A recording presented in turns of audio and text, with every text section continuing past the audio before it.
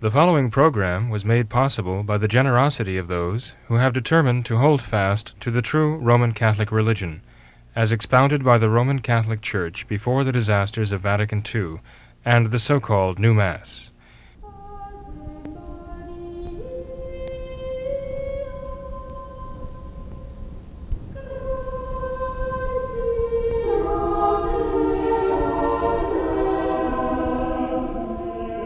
Hello and welcome to What Catholics Believe. I am James Birch, and with me tonight is Father William Jenkins of Immaculate Conception Church in Norwood, Ohio. Hello, Father. Hello, Jim. Father Jenkins recently put out a video on What Catholics Believe regarding the Indult Mass, and we've received quite a few questions regarding that video, and so tonight we're going to try to answer some of those questions. So the first question that came in, Father, is that one thing you did not mention in your last video are the variations of the different traditionalist groups. And so maybe I'll list the three that they gave here, and could you briefly explain and contrast the three, that being the Society of St. Pius V, the Society of St. Pius X, and the Fraternity of St. Peter. Well, Jim, a great deal could be said about this, as you know.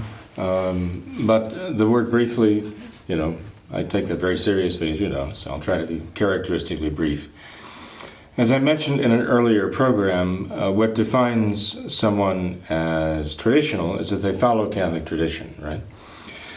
That there is actually unity of faith and unity of worship in principle among all these traditional groups. They all agree that they believe in the traditional Catholic Catechism, notably the Roman Catechism, the Council of Trent Catechism. We all believe what is contained in that catechism.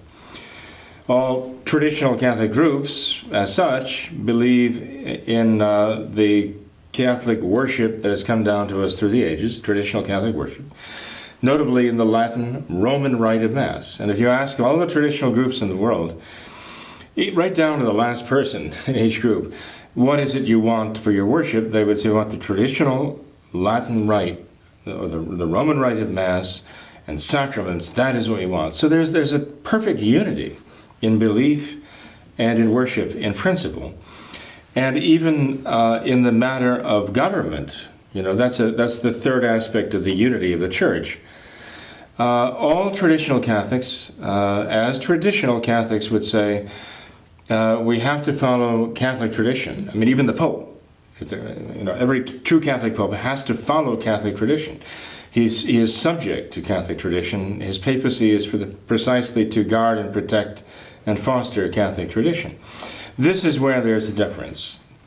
Because while in principle all these traditional groups say that they follow Catholic tradition, in fact they don't. Okay? And I do not believe that the Fraternity of St. Peter is traditional in the sense that they really follow Catholic tradition.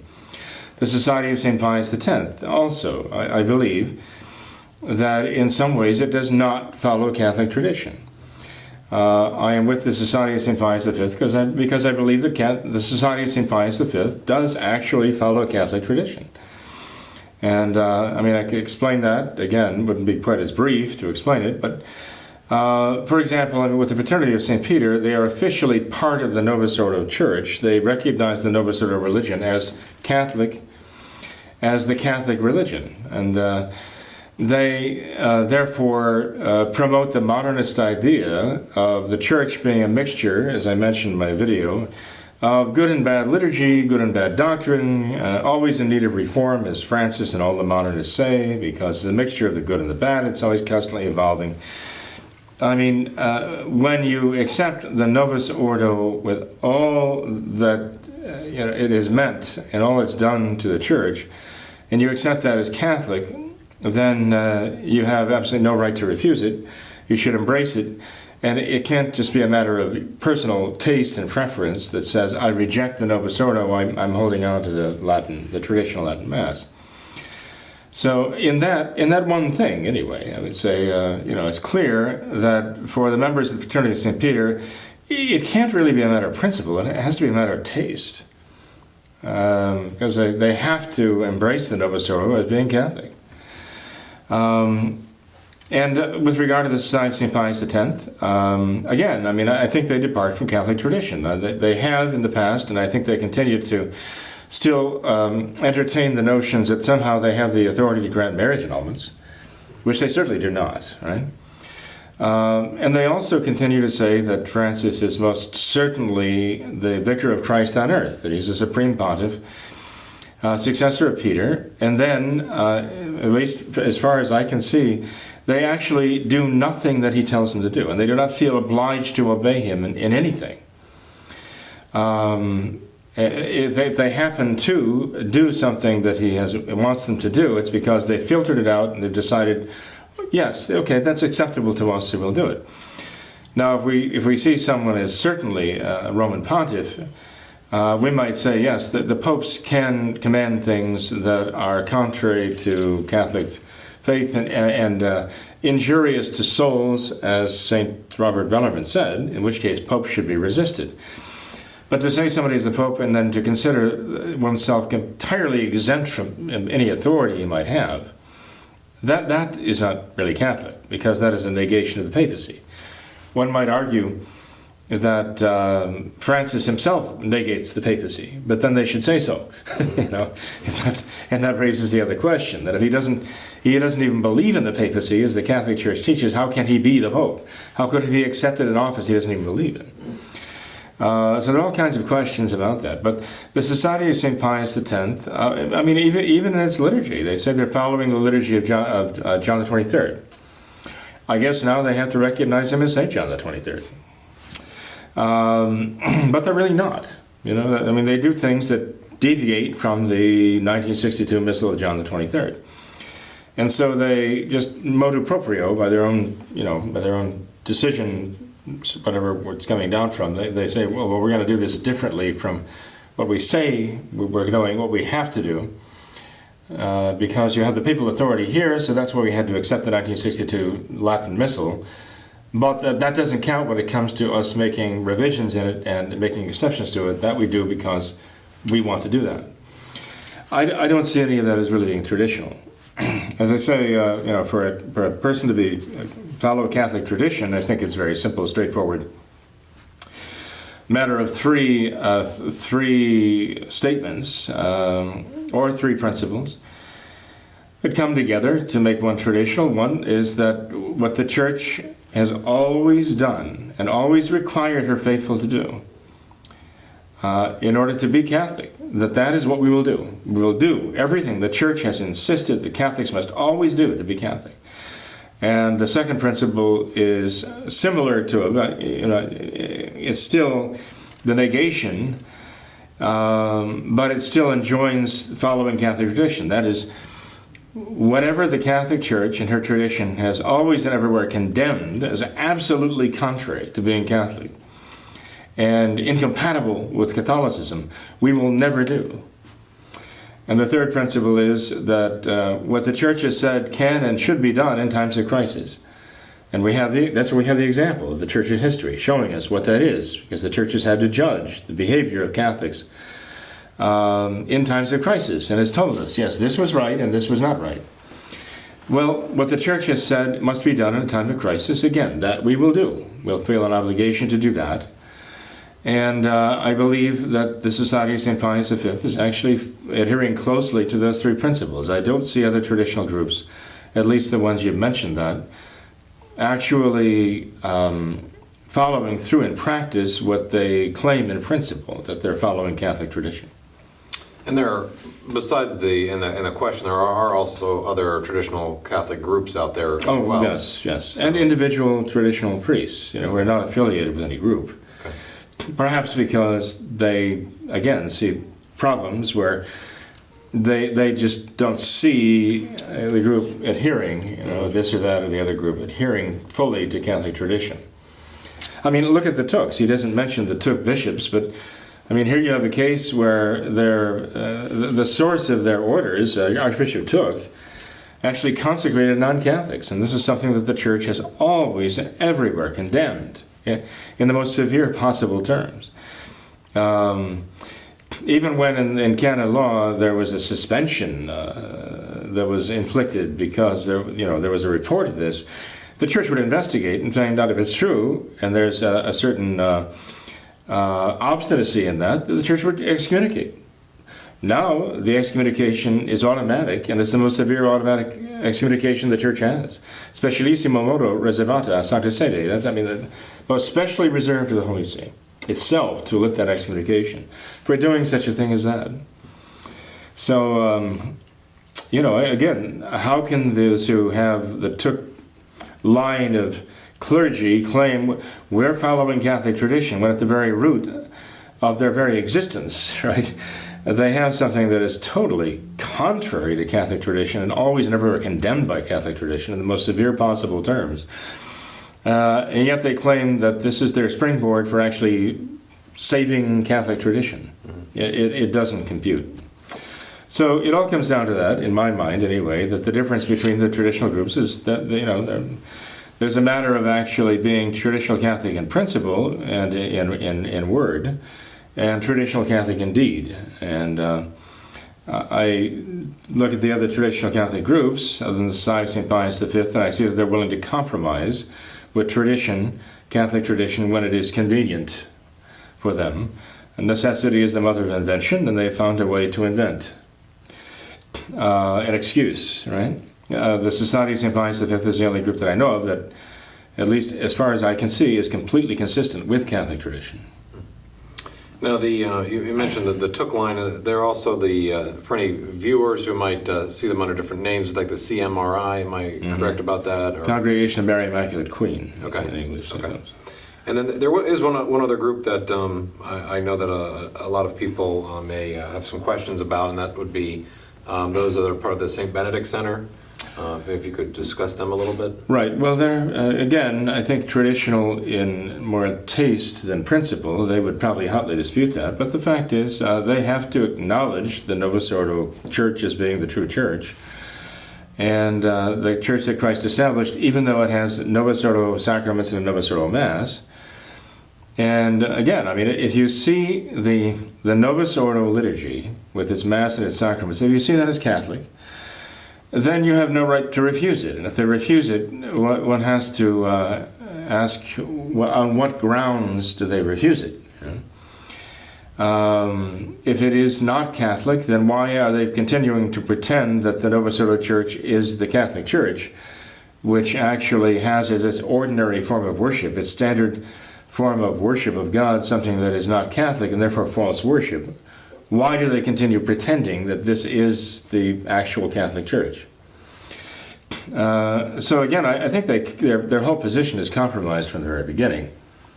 But also, the hardline St. Benedict Center people who are really followers of Father Feeney have to reject baptism of desire and baptism of blood. They say only baptism of water can actually provide, sanctifying grace to the soul, justification and sanctification. But again, this is contrary to Catholic tradition. The Brothers Diamond, so-called, this kind of self-proclaimed brothers, Benedictine brothers, they have taken a harder line even than Father Feeney. In his book, I think it's Our Daily Bread, Father Feeney's lectures give, in the course of a year, 3 different explanations of baptism of desire and the effect. And I think it's because Father Feeney himself wasn't clear. He had an evolving idea of what baptism of desire was and what it could do. And no wonder Rome called him to the Vatican to explain himself, because he sounds very confused. None of his 3 explanations actually coincide with Catholic tradition. When I say Catholic tradition, I'm just going back to the Catechism of the Council of Trent, which was originally published to the world by Pope St. Pius V in the year 1566. That's the first edition of the Catechism of the Council of Trent. You couldn't really come up with better Catholic credentials than that, And if you go to the original Catechism of the Council of Trent, it came right off the presses under the name of St. Pius V back in 1566.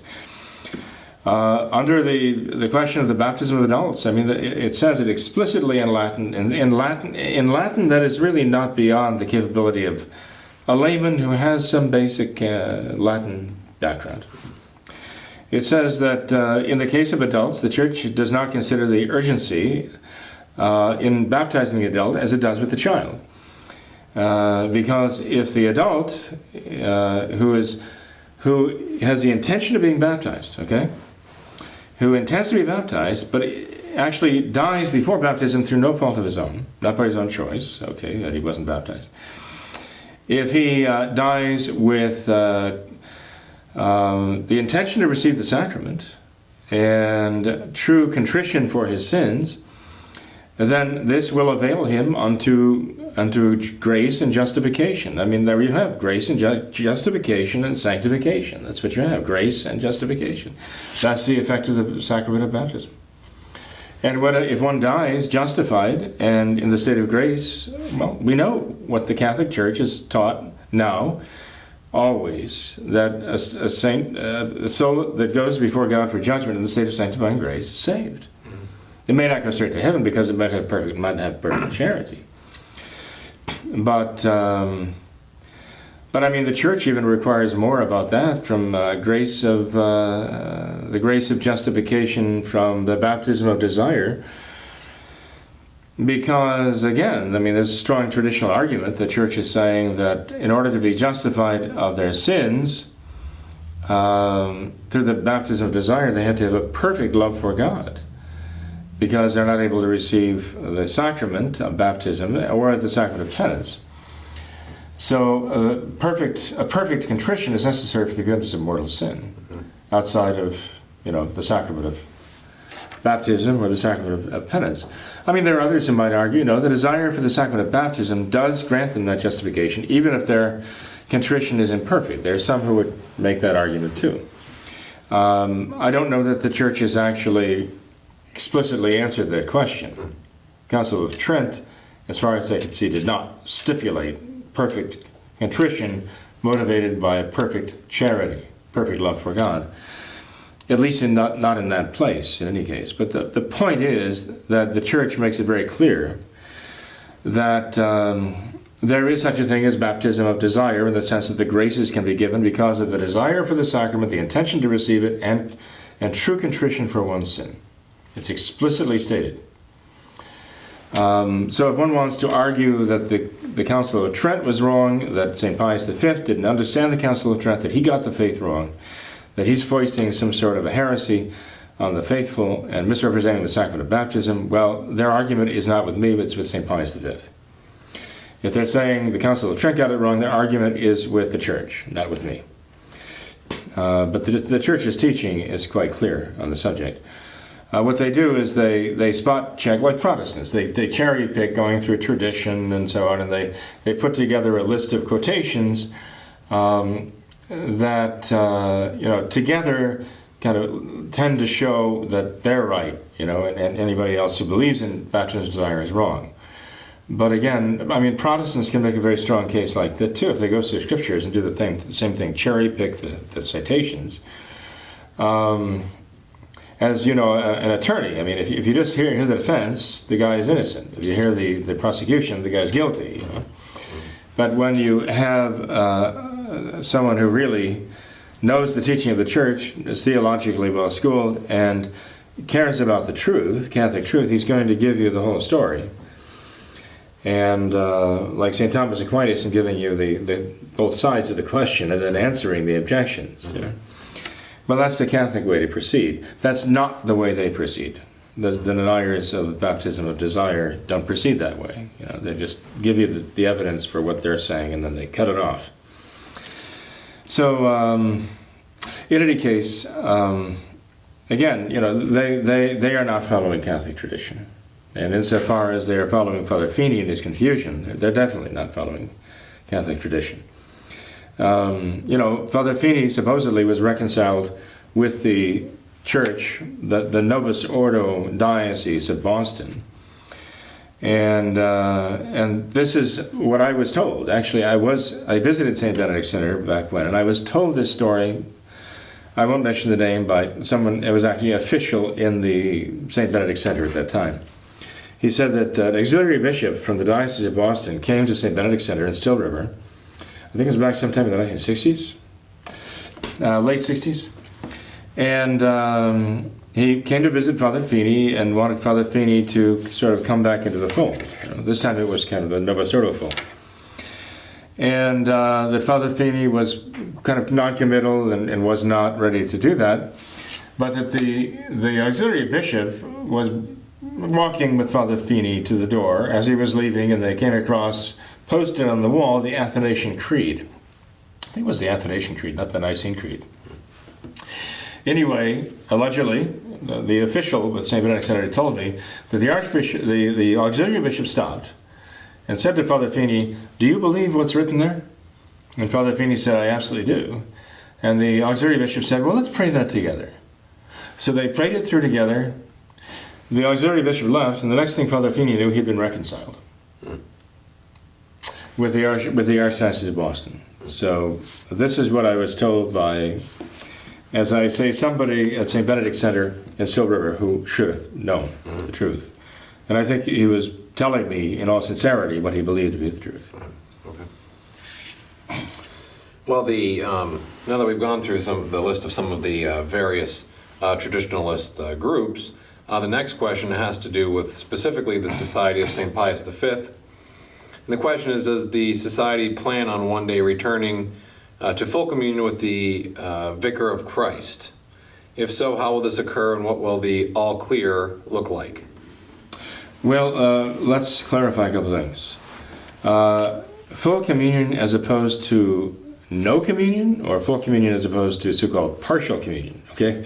Because the Catholic Church does not believe in partial communion. That's an invention of the Novus Ordo. And the New Order Church invented partial communion because of her ecumenism, right? All religions have some truth and mixtures of truth and error. They're all evolving. I mean, this is modernist talk. And so they're all more or less in communion with each other to some extent. I mean, we're even communing with the Muslims insofar as we all worship one God, the same God, they say, right? We know that's not true. We do not worship the same God. They worship a false God. We worship the true God. And we are not in partial communion with them by any means.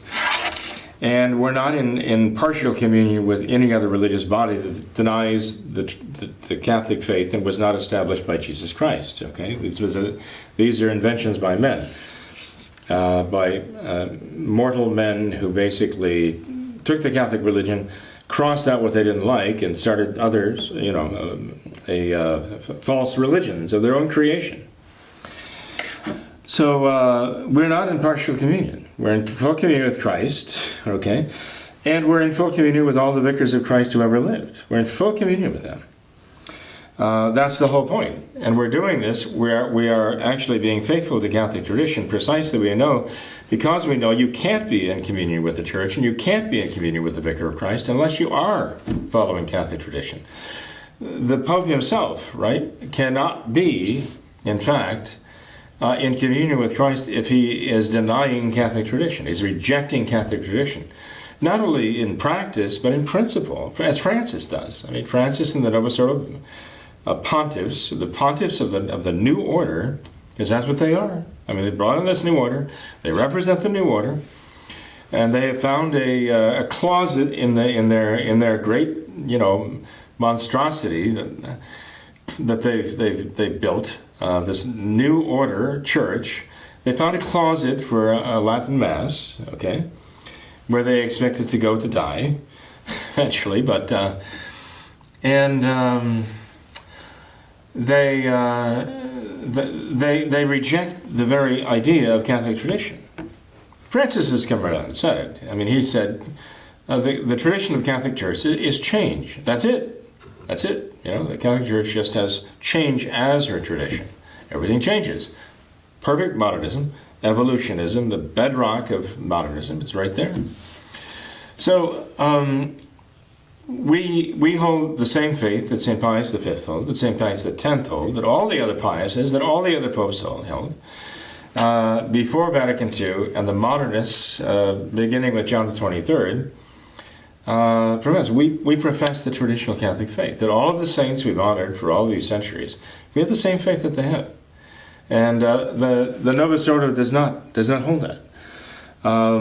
There are individuals within the Novus Ordo who do hold to pretty much the traditional faith.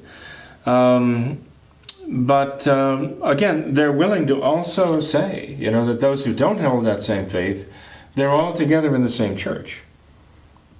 Even those who don't necessarily have the same faith. Someone who belongs to the Novus Ordo, by the way, and says, look, I belong to the Novus Ordo Diocese of Covington. I'm part of this diocese, I'm subject to the bishop, I go part of this parish, I receive the Novus Ordo sacraments there. That person would also have to say, and of course, I'm also in the same church with Hans Kung. What is he, Dutch? Clergyman who denies practically all the doctrines of the Catholic Church. I mean, this man, if he's not an apostate, he's come as close to apostasy as he can possibly come. And I'm not sure about the nationality for some reason. I'm getting a little brain freeze there. But nonetheless, Hans Kung has been around forever. He was one of the paritui. He was a paritus, a theological expert at Vatican II. Okay, Benedict XVI welcomed him to the Vatican. He received him, and which scandalized a lot of people. Hans Kung was denounced to him.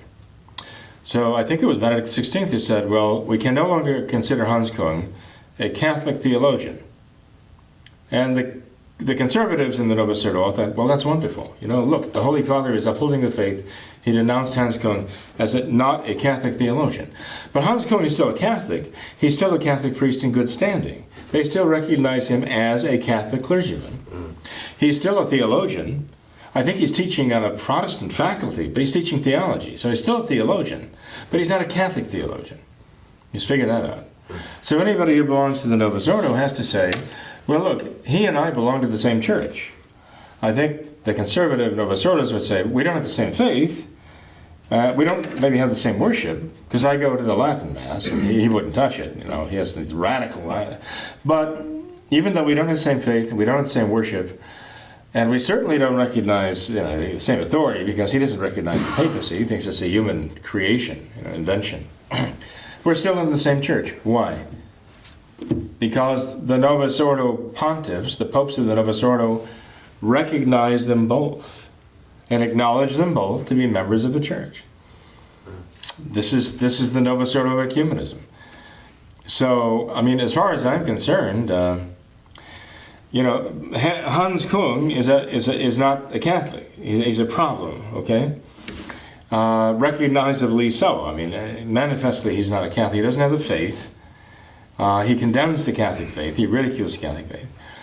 But insofar as someone goes to the New Order Church and actually recognizes the Church of the Novus Ordo with all of its Novus Ordo Mass sacraments, etc., that person actually is in the same boat with Hans Kung. He's a co-religionist of Hans Kung. If he's not, what's he doing there? Why is he going there? Right? So he has to embrace Hans Kung as a brother in the faith, and he has to admit all of the ecumenical principles of the New Order, in principle. And I consider him to be, in that sense, no better, no more Catholic than Hans Kung. It's just that Hans Kung likes this, and our Latin Mass friend likes that. It's a matter of personal preference. It can't be a matter of principle. Now, when you say that the Society of St. Pius V is in communion with all of the vicars of Christ, can we also take that to mean that the Society of St. Pius V has no plans to return to full communion with anyone who is not the vicar of Christ? Oh, absolutely, yeah. I mean, if somebody... just because somebody puts on the white robes, right, and lives at the right address, right, in Vatican City, if he doesn't profess the Catholic faith, if he doesn't represent the Catholic faith, if he's teaching an alien faith, I mean, let's face it, look, chapter 1, St. Paul to the Galatians, If an angel from heaven comes down and teaches you a different gospel than what we preach to you, let him be anathema. Right? So, a fortiori, a human being who is elected by modernists to live in the Vatican and wear the white robes and so on, but he doesn't teach the Catholic faith. Quite the contrary, he's falsifying the Catholic faith and he's falsifying the Catholic religion. We will not be in communion with him. Not at all. I would not give Holy Communion to Francis. I would not. I would rather die than give Holy Communion to Francis Jorge Bergoglio, because I would consider myself to be betraying the entire Catholic Church in all of her history. Just read St. John Chrysostom on denying Holy Communion and how vehement he is at that. He actually told his priests in Constantinople, if you're afraid to deny somebody Holy Communion, one of the sheep who comes up with a dirty mouth and is ready to, with his dirty mouth, spread the dirt on his mouth throughout the pond where all the other sheep are drinking. He said, if you're afraid of them because they're rich or they're powerful, call me. Let me come. I will go with the host and I will refuse them Holy Communion for you. So, I mean, this is something that the Church was absolutely adamant about because it involves sacrilege. And actually the worst possible sacrilege against the very person of our Lord in the Blessed Sacrament. I couldn't give Holy Communion to Francis under any circumstances. So that's what it means to be in communion with, and I would never give him Holy Communion. And then any so-called pontiff like him, who outwardly may appear to the world as the pontiff because he's living in the Vatican and he's wearing the white robes and he appears on the balcony and everybody's hailing Viva Papa.